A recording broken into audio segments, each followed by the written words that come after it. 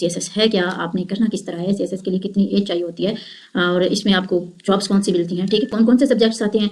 तो इंशाल्लाह इस वीडियो में हम A to Z सारी चीज़ों को देखेंगे।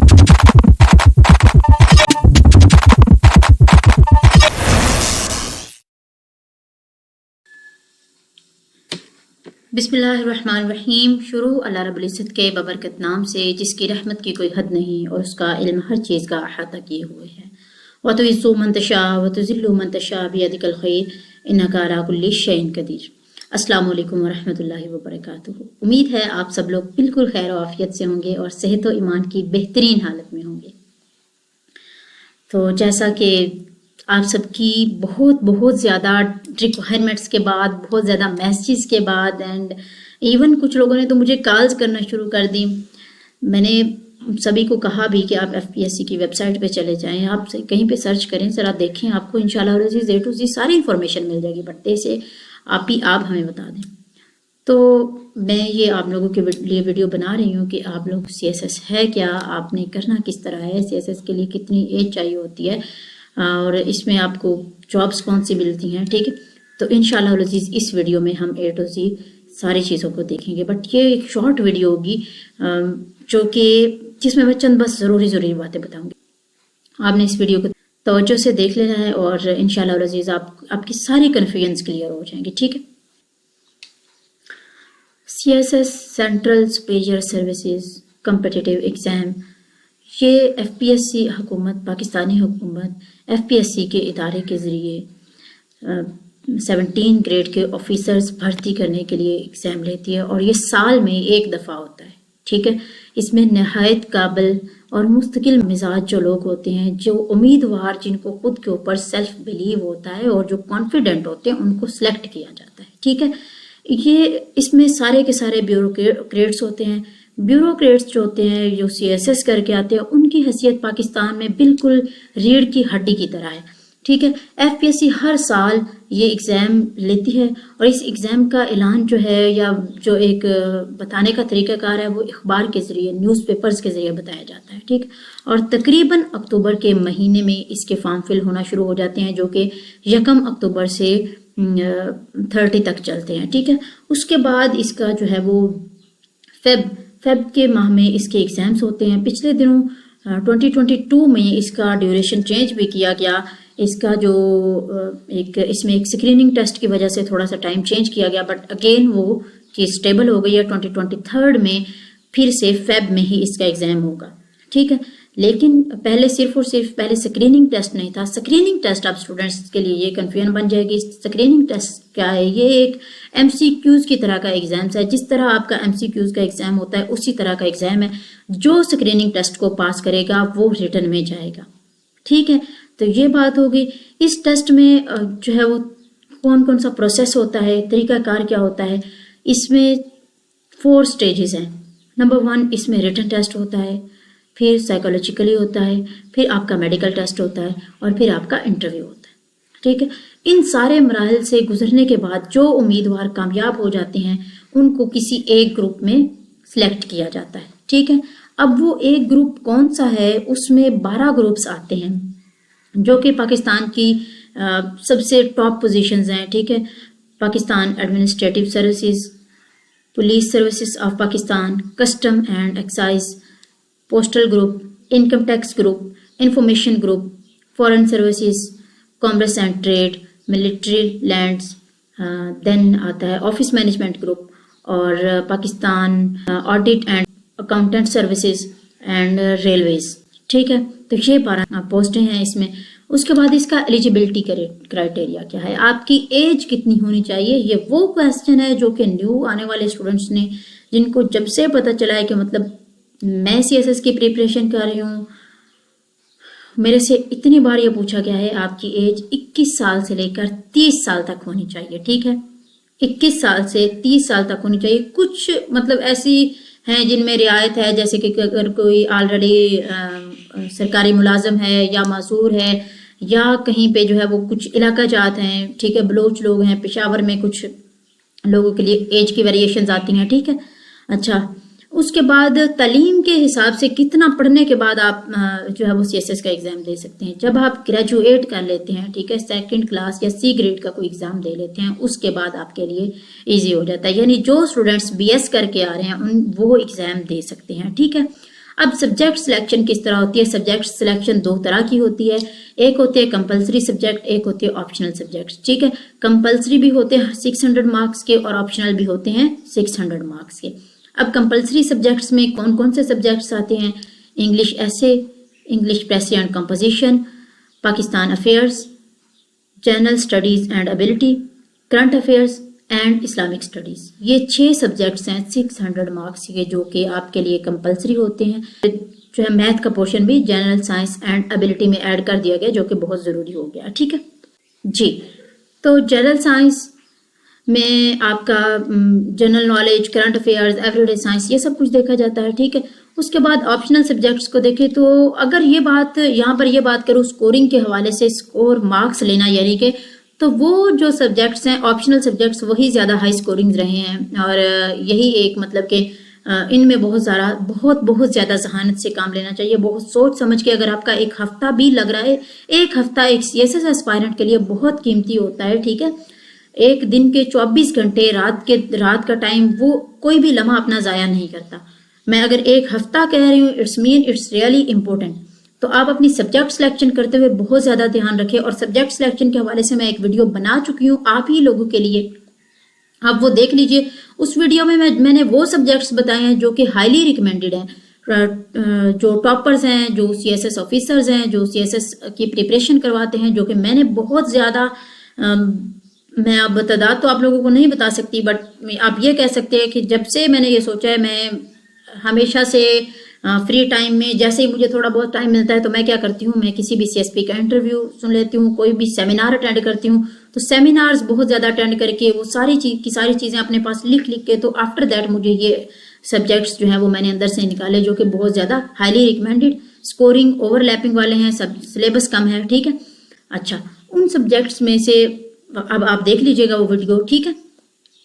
अच्छा, अब इसमें CSS में इंग्लिश जो है, अंग्रेज़ी आपकी बहुत ही ज़्यादा ज़रूरी है। आप सबसे पहले कोई भी सब्जेक्ट सिलेक्शन की तरफ जाने से पहले अपने इंग्लिश के ऊपर 3 से 4 मंथ लगा के अच्छे से जो है ना काम कीजिए। इंग्लिश में आपको सभी को मालूम है कि हमारे मतलब कि एक तो असातिज़ा भी थोड़े से कंजूस होते हैं मार्क्स देने में, हमारी खुद की बहुत सारी मिस्टेक्स होती हैं, हमारी प्रेपोजिशन मिस्टेक्स बहुत सारी होती हैं, हमारी स्पेलिंग मिस्टेक्स बहुत सारी होती हैं, हमें एडियम्स वोकैबुलरी के हवाले से बहुत ज़्यादा इश्यूज होते हैं। और कुछ लोग क्या करते हैं कि मतलब जिनको वोकैबुलरी के हवाले से आइडिया है या फिर एडियम्स का पता है, वो लोग सिंपल लैंग्वेज की बजाय वो इस कदर टफ लैंग्वेज को प्रेफर करना शुरू कर देते हैं कि वो भी थोड़ा सा मुश्किल हो जाता है एक जब एग्जामिनर एग्जाम चेक करता है, ठीक है। तो आपने इंग्लिश को ज़रूर पढ़ना है, अच्छे से पढ़ना है, आपकी स्पेल मिस्टेक्स नहीं होनी चाहिए, आपकी कॉमाज, आपकी जो प्रेपोजिशन है वो मिस्टेक्स नहीं होनी चाहिए, एडियम्स, वोकैबुलरी, ये सब कुछ आपको अच्छी तरह आता हो। इसमें कोई भी मतलब अगर कोई बंदा ये कह रहा है कि मुझे जो है वो इंग्लिश में इशू है और वो CSS की तरफ जाना चाहता है, तो उसको पहले थोड़ा सा टाइम अपनी इंग्लिश को अच्छे से सेट करने में लगा लेना चाहिए, ठीक है। अच्छा, उसके बाद इसमें हैंड राइटिंग आपकी अच्छी होनी चाहिए। ऑप्शनल सब्जेक्ट्स भी आपके 600 मार्क्स के ही होते हैं, ठीक है। अच्छा, उस ऑप्शनल सब्जेक्ट्स में भी कुछ ऐसे सब्जेक्ट्स होते हैं जो कि जो 200 मार्क्स के होते हैं और कुछ ऐसे होते हैं जो 100 मार्क्स के होते हैं। आपका ये काम है कि आपको एक ग्रुप्स दिए जाते हैं, ग्रुप 1, ग्रुप 2, ग्रुप 3, बहुत सारे ग्रुप्स होते हैं। आपने उनमें से हर ग्रुप में से एक ही सब्जेक्ट को आप चूज कर सकते हैं। एक ग्रुप में से आपको बार बार कह रही हूँ 2 आप सब्जेक्ट्स नहीं ले सकते, ठीक है। तो आपने एक ग्रुप में से एक ही सब्जेक्ट को लेना है। और आप अगर 200 वाला ले लेते हैं तो फिर आप 5 सब्जेक्ट्स लेंगे, जाहिर सी बात है आप 600 मार्क्स आपने पूरे करने हैं, ठीक है। कंपलसरी सब्जेक्ट्स में पासिंग मार्क्स जो होते हैं वो 44 होते हैं और ऑप्शनल सब्जेक्ट्स में 33 होते हैं, आई थिंक सो, ठीक है। आपने अच्छे तरीके से अपनी प्रिपरेशन करनी है, किताबी कीड़ा नहीं बनना। अब मतलब हमारे एक सर हैं, वो कहते होते हैं कि आपको ना बड़े जोर से CSS की वो क्रेविंग्स हो रही हैं, ठीक है। तो ये नहीं है कि आप एक दिन पढ़ें और अगले 30 दिन ना पढ़ें, एक दिन 24 घंटे पढ़ें, अगले 24 दिन ना पढ़ें, ऐसा बिल्कुल नहीं है। आप अगर एक दिन के 3-4 घंटे भी रखते हैं अब वो 3-4 घंटों से ऐसा मुराद बिल्कुल नहीं है कि मतलब आपने मोबाइल हाथ में पकड़ा और वो आप लगे हुए हैं और कह रहे हैं कि मैं स्टडी कर रहा हूँ। नहीं नहीं नहीं, उन 3-4 घंटों में ना कोई शोर, ना कोई डिस्ट्रैक्शन, ना कोई फ्रेंड, ना कोई कॉल, ना कोई मैसेज, ना व्हाट्सएप, ना फेसबुक, ना सोशल साइट्स, ना टिकटॉक, ना कुछ भी नहीं। आपका सिर्फ और सिर्फ स्टडी, आपकी बुक्स, और आप बिल्कुल फ्रेश माइंड के साथ। अब ये भी नहीं है कि आप मोबाइल के ऊपर तो नहीं लगे हुए लेकिन किताब आपने सामने रखी और ऐसे करके सो रहे हैं, ठीक है? तो ऐसा भी बिल्कुल नहीं करना। सब्जेक्ट सिलेक्शन अपनी तैयारी के दौरान आपने अच्छे से प्रिपरेशन करनी है। आपने सोने का ख्याल रखना है, खाने पीने का ख्याल रखना है, अपने आप को फ्रेश रखना है, ठीक है? अच्छा, इसकी रजिस्ट्रेशन क्या होती है? इसकी रजिस्ट्रेशन होती है 2200 रुपये इसकी रजिस्ट्रेशन होती है, ठीक है? ऑनलाइन प्लेटफॉर्म के थ्रू होती है। आपने अक्टूबर 1 से 30 तक आपने अपनी रजिस्ट्रेशन करवानी होती है और ऑलमोस्ट ईच ईयर फेब में इसका एग्ज़ाम होता है। ठीक हो गया? ये डिटेल्स थी न्यू स्टूडेंट्स के लिए। आपकी कितनी एज है, कितनी आपको स्टडी चाहिए, आप किस एज में सीएसएस की तरफ आ सकते हैं, आप एग्ज़ाम कब देंगे, ठीक है? तो ये सारी डिटेल्स हैं, आप लोग देख लीजिए। इसके बाद मैं एक और वीडियो बना रही हूँ जिसमें आपको सब्जेक्ट सिलेक्शन के हवाले से वीडियो हो चुकी है। एक और वीडियो होगी जिसमें आपको बुक सिलेक्शन। अब यू ऑल नो कि इतना ज़्यादा वास्ट सिलेबस है, इतनी ज़्यादा चीज़ें हैं, 12 सब्जेक्ट्स हैं, यानी कि आपके पास ऑलमोस्ट 12 मास्टर्स के बराबर नॉलेज होना चाहिए। यानी जो सब्जेक्ट आपने ऑप्ट किया है उसकी A to Z, अलिफ से ये तक आपको पता होना चाहिए। कोई ऐसी चीज़, कोई ऐसा मौका नहीं देना अपने एग्जामिनर को कि वो आपको पीछे छोड़ दे, ठीक है? एंड इफ़ यू आर, आप अगर पंजाब से हैं, आपको और ज़्यादा ज़रूरत है, जो है ना, कंपटीशन पंजाब में बहुत ज़्यादा है, तो अच्छे से आपको प्रिपरेशन की ज़रूरत है। आपको ऑलमोस्ट पहले 150 कैंडिडेट्स में आना है एलोकेशन के लिए। एंड इफ़ यू अगर आप जितना आपकी मार्क्स अच्छे आते जाएंगे, आपकी जो है वो अच्छा मार्क्स से मुझे ये बात याद आई कि कुछ लोग मुझे ये कहते हैं कि आप इसको पास करने के लिए कितने मार्क्स चाहिए होते हैं। तो आपने पास नहीं करना होता, आपने इसमें जो है वो टॉप लाइन में आना होता है, ठीक है? आपको ऑलमोस्ट 700 मार्क्स अगर आपके आते हैं तो वो ठीक हैं, अच्छे मार्क्स हैं। उससे कम नहीं जाने चाहिए, उससे आपने टॉप करना है, उससे आगे जाना है, कोशिश करनी है, ठीक है? जितनी अच्छे से कोशिश करेंगे, जितनी अच्छी इंग्लिश होगी, जितनी अच्छा अपना माइंड को फ्रेश रख के प्रिपरेशन करेंगे, उतने अच्छे से कर सकेंगे। अब न्यू स्टूडेंट्स का एक और जो है वो इशू है ये कि वो मुझसे ये पूछते हैं कि आप ही हमें एकेडमी के थ्रू प्रिपरेशन करनी चाहिए या हमें, यानी कि खुद, कुछ स्टूडेंट्स ऐसे होते हैं जो कि खुद से भी बहुत अच्छे से प्रिपरेशन कर सकते हैं।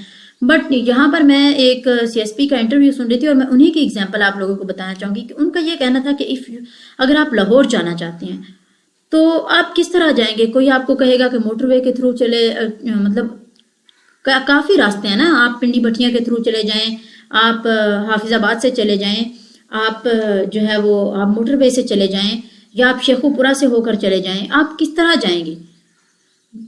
कई रास्ते हैं, लेकिन आपको जो है वो एक पता चल जाता है। एकेडमी जो है वो आपको एक रूट बताती है, एक तरीकाकार बताती है। एकेडमी आपको बता देती है कि आपने इस तरह जाना है, इस तरह करना है, ठीक है? तो एकेडमीज और असातिज़ा, मेंटोर की कभी भी ये मत सोचे, ठीक है? सेल्फ बिलीव बेहतरीन बात है और सीएसएस में कैंडिडेट के पास अगर सेल्फ बिलीव नहीं है तो कुछ भी नहीं है। बट अगर आप ये कह रहे हैं कि एक मेंटोर के बगैर आप कुछ भी कर सकते हैं, तो मेरी बात याद रखिएगा, उस्ताद बादशाह होता नहीं है लेकिन बादशाह बना देता है, ठीक है? तो कामयाबी के लिए असातिज़ा बहुत ज़्यादा ज़रूरी है। एक अच्छा मेंटोर, एक अच्छा टीचर आपके लिए बहुत ज़रूरी है, ठीक है? उसके बाद इसी वीडियो में कुछ और बातें बता देती हूँ। आपको खुद के ऊपर, अल्लाह ताला के ऊपर सबसे पहले तो यकीन होना चाहिए। उसके बाद आपको खुद के ऊपर यकीन होना चाहिए। अच्छा, यहाँ पर एक और बात आती है कि क्या हम जॉब करते हुए अपनी जॉब को साथ लेकर, मतलब सुबह हम लोग 9 to 5 जॉब कर रहे हैं, 8 to 5 जॉब कर रहे हैं, तो हम साथ में सीएसएस को लेके चल सकते हैं? तो देखिए, इट्स डिपेंड अपॉन यू। हर इंसान की अपनी एक जो है ना, एक अपनी हिम्मत है, अपना एक तरीक़ाकार है, अपने खुद को देखें। लेकिन ये बिल्कुल नहीं कह रही कि जॉब के बगैर होता नहीं, होता है, बहुत सारे लोग करते हैं और किया भी है, टॉप भी किया ऐसे लोगों ने। लेकिन एक थोड़ा सा अपने आप को रिलैक्स रख के एक अच्छे तरीके से अगर आप करना चाहते हैं तो बेटर ये है कि आप जॉब की तरफ ना जाएं। ठीक है, आप कम से कम अपना, अच्छा कुछ लोग कहते हैं ड्यूरेशन कितना होता है, अब कुछ लोगों ने 4 माह में भी इसको किया है, कुछ ने 6 माह में किया। 6 माह ये एक ऐसा टाइम है जो कि बहुत सारे लोग रिकमेंड करते हैं, इवन टॉपर्स जो हैं वो भी कहते हैं कि 6 माह इनफ है। ठीक है, तो 6 माह अगर आप एक फोकस्ड स्टडी के लिए 6 माह, ये नहीं है कि मतलब एक दिन पढ़ा, 4 दिन नहीं पढ़ा, 5 दिन नहीं पढ़ा, अगले 10 दिन पढ़ लिया, अगला महीना नहीं पढ़ा, तो फिर आप कहें कि 6 माह नहीं, फिर नहीं। आपको अच्छे तरीके से स्टडी करनी है। अगर आपने फोकस्ड स्टडी करनी है, अच्छी स्टडी करनी है, तो आपके लिए 6 माह इनफ है। ठीक है, बट एक साल जो है वो और ज़्यादा रिकमेंडेड है। आप अच्छे से बुक्स पढ़ सकते हैं, आप अच्छे से उसकी प्रिपरेशन कर लेते हैं, आपकी जो खामियां होती हैं उनके ऊपर ओवरकम कर लेते हैं, आपकी जो स्ट्रेंथ्स होती हैं आप उनको मज़ीद जो है वो बेहतर कर लेते हैं। ठीक है, तो ये टाइम आप कितना कर सकते हैं ये हम नहीं कह सकते, किसी को भी हम नहीं कह सकते। मतलब मेरा एक जो है वो वे अलग है, आपका तरीकाकार अलग है, आपकी स्ट्रेंथ्स अलग है, मेरी अलग है, आपकी वीकनेसेस डिफरेंट है, मेरी डिफरेंट है। ठीक है, और जो चीज़ों को अपने अंदर जज़ब करने का तरीकाकार है, जो एक कैपेसिटी है वो आपकी अलग है और मेरी कैपेसिटी अलग है। ठीक है, तो आप अपने आप को देखिए कि आप किस तरह स्टडी करेंगे। बट ये ऐसा बिल्कुल नहीं है। जब हम सीएसएस की तरफ आते हैं तो हम जो है वो या तो बहुत ज़्यादा स्ट्रेस्ड हो जाते हैं या बहुत ही ज़्यादा रिलैक्स हो जाते हैं। ये दोनों सिचुएशंस बिल्कुल नहीं चलेंगी। आप अगर स्ट्रेस्ड होंगे तो आप डिप्रेशन, एंग्जाइटी में चले जाएंगे, and if you are relax उसका तो फिर अल्लाह ही मालिक है। तो आप एक अच्छे से फोकस्ड स्टडी करें, अच्छी स्टडी करें, डेली की अपनी एक रूटीन बनाएं, एक माइंड सेट बनाएं, अपने आप को क्या करें कि अपने आप को क्या कहते हैं उसको, अपने आप को चैलेंज करें, अपने आप को डेडलाइंस दें कि मैंने फॉर एग्जांपल, अच्छा शॉर्ट डेडलाइंस, मतलब ये नहीं है कि मैंने 1 महीने में एक बुक पढ़नी है, नहीं, आप बल्कि ये डेडलाइन बनाएं कि मैंने 1 दिन में 1 पेज पढ़ना है, ये ज़्यादा बेटर रहेगा। अब रात को आप एक ऐसा रजिस्टर, एक डायरी, एक व्हाइट बोर्ड, कुछ भी ऐसा रख ले जिसके ऊपर आपने लिखा हुआ हो कि मैंने ये काम करना है। अब जब आप रात को ये काम रखें कि आप रेड पेंसिल, खासकर रेड पेंसिल की, इसकी मतलब बड़ी मुझे तो बड़ा अच्छा लगता है जब मैं टिक लगाती हूँ ना, तो अंदर से वाह, मतलब मैंने काम कर लिया, आज का मेरा काम पूरा हो गया। ठीक है, एंड अगर क्रॉस लगा रही हूँ तो अंदर से एक जो है ना वो एक एम्बेरसमेंट, गिल्टी फील हो रही है कि यार तुमने सीएसपी बनना और तुम्हें क्रॉस मिल रहा है, रेड कलर का क्रॉस ऑफ। इंसान खुद ही अंदर से जो है ना वो कहता है कि नहीं नहीं भाई, कल तो मैं पूरा काम करूंगा। ठीक है, तो आप अपने टिक्स एंड क्रॉस लगाएं, या जो भी आपका तरीकाकार हो, आप खुद को मोटिवेटेड रखें, खुद को फोकस्ड रखें, एनर्जेटिक रखें, तो इंशाल्लाह अज़ीज़ ये जर्नी बहुत ही अच्छा गुजरेगा आपका। और होप सो मैं आप सभी को, जो लोग मुझे बार बार कहते हैं, जिन लोगों से मुझे फील होता है कि they are really sincere person, मैं खुद को सबसे पहले तो खुद के बारे में कहना चाहूँगी, आप लोगों से भी ये रिक्वेस्ट करूँगी कि मेरे बारे में मेरे लिए दुआ कीजिएगा।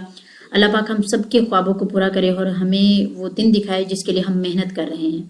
ठीक है, और आप सभी को भी मैं एक सीएसपी के रूप में देखूं, और होप्स हो कि ये जो वीडियो मैंने बनाई है ये आपके लिए फ़ायदेमंद हो। अगर नहीं, अगर किसी किस्म का कोई क्वेश्चन हो, आप मुझसे पर्सनल में रब्ता कर सकते हैं, आप मुझसे किसी भी टाइम कोई भी इंफॉर्मेशन ले सकते हैं। मैं अवेलेबल रहूँगी, और मेरे पर्सनल में या मेरे रेफरेंस में जो असातिज़ा हैं जिनको मैं जानती हूँ, मैं बहुत मुश्किल से कोई असातिज़ा, कोई बुक, कोई भी चीज़ें मैं बहुत मुश्किल से रिकमेंड करती हूँ। आई डोंट लाइक दिस, क्या मतलब आप एक तो चमकती चीज़ से या मुतासिर होकर आपने रिकमेंड कर दिया, या आपने किसी, आजकल जो है मार्केटिंग चलती है, मार्केटिंग के लिए, खुद के पर्सनल बेनिफिट के लिए लोग दूसरों की जिंदगियां खराब कर देते हैं, कोई ऐसी चीज़ रिकमेंड कर देते हैं जो कि बिल्कुल रिलायबल है ही नहीं। तो मैं ऐसा बिल्कुल रिकमेंड नहीं करती। इवन मुझे बहुत सारे, मैं लोगों को जानती हूँ, अकेडमीज को जानती हूँ, टीचर्स को जानती हूँ, बट मैं उन्हीं को रिकमेंड करती हूँ। अगर मुझसे कोई सजेशन लेता है तो मैं सिर्फ और सिर्फ वो चंद एक टीचर्स रिकमेंड करती हूँ जिनसे रियली मैंने खुद सीखा है, मुझे लगा है कि दे आर रियली गुड, वो स्टूडेंट के लिए अच्छे हैं, वो उनका तरीकाकार पढ़ाने का अच्छा है, उनका नोट्स मेकिंग टेक्निक्स अच्छी हैं, वो A to Z चीज़ें गाइड करते हैं, मैं वो असातिज़ा रिकमेंड करती हूँ। ठीक है, तो किसी किस्म की भी आपको इन्फॉर्मेशन चाहिए हो तो आप मुझसे विदाउट एनी हेजिटेशन रब्ता कर सकते हैं। बहुत शुक्रिया, अपना बहुत सारा ख्याल रखिएगा और मुझे दुआ में याद रखिएगा। फ़ी अमानिल्लाह।